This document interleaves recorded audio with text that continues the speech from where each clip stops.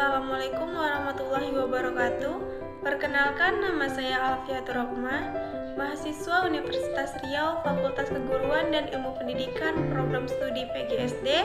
Saya akan menjelaskan mengenai sejarah perkembangan bimbingan dan konseling di Indonesia. Sebelum kita masuk kepada sejarah dan pengembangan BK di Indonesia, pertama kita pahami dulu apa itu bimbingan dan konseling. Bimbingan dan konseling, disingkat BK, adalah proses interaksi antara konselor dengan konseli, baik secara langsung maupun tidak langsung, dalam rangka untuk membantu konseli agar dapat mengembangkan potensi dirinya ataupun memecahkan permasalahan yang dialaminya.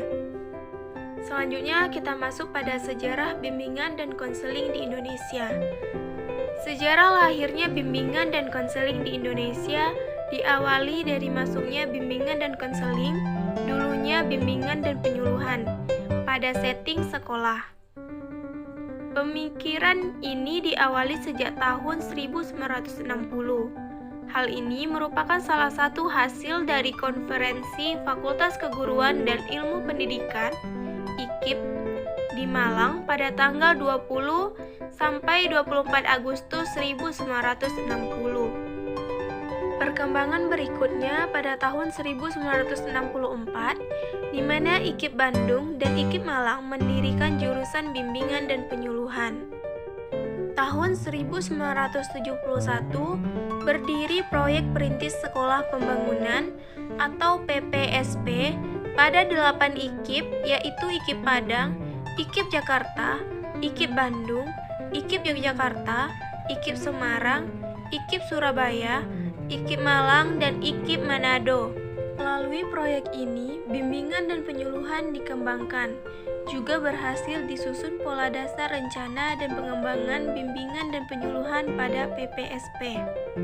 Lahirnya kurikulum 1975 untuk sekolah menengah atas, di dalamnya memuat pedoman bimbingan dan penyuluhan.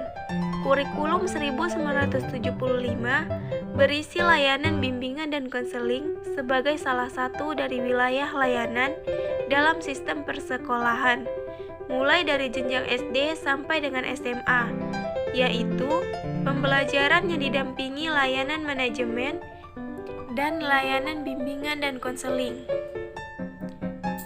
Pada tahun 1976, ketentuan yang serupa juga diberlakukan untuk SMK.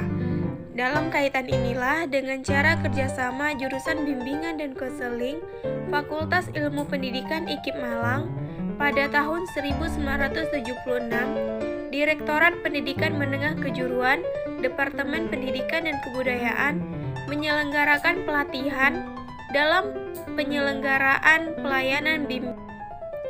Meskipun ketentuan perundang-undangan belum memberikan ruang gerak, akan tetapi karena didorong oleh keinginan kuat untuk memperkokoh profesi konselor, maka dengan dipelopori oleh para pendidik, konselor yang bertugas sebagai tenaga akademik di beberapa LPTK, pada tanggal 17 Desember 1975 di Malang, didirikanlah Ikatan Petugas Bimbingan Indonesia, IPBI, yang menghimpun konselor lulusan program sarjana muda dan sarjana yang bertugas di sekolah dan para pendidik, konselor yang bertugas di LPTK, di samping para konselor yang berlatar belakang bermacam-macam yang secara de facto bertugas sebagai guru pembimbing di lapangan.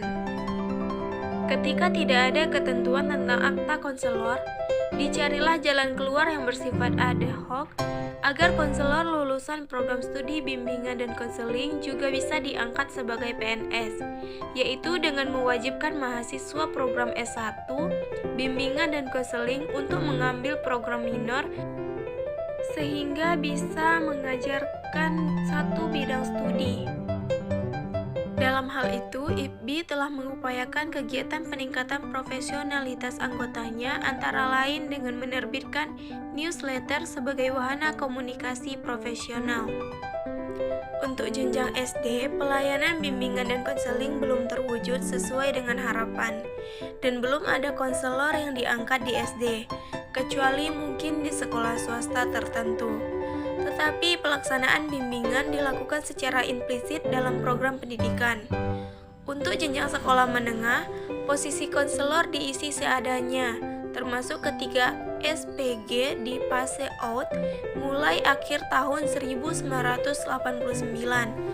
Sebagian dari guru-guru SPG yang tidak diintegrasikan ke lingkungan LPTK sebagai dosen program D2 PGSD juga ditempatkan sebagai guru pembimbing umumnya di SMA.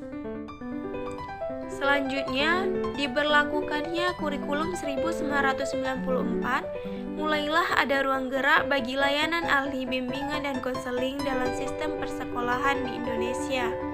Sebab, salah satu ketentuannya adalah mewajibkan tiap sekolah untuk menyediakan satu orang konselor untuk setiap 150 peserta didik, meskipun hanya terrealisasi pada jenjang pendidikan menengah. Sejumlah hal dilakukan sebagai konsolidasi profesi sehingga bimbingan dan konseling menjadi profesi yang utuh dan berwibawa.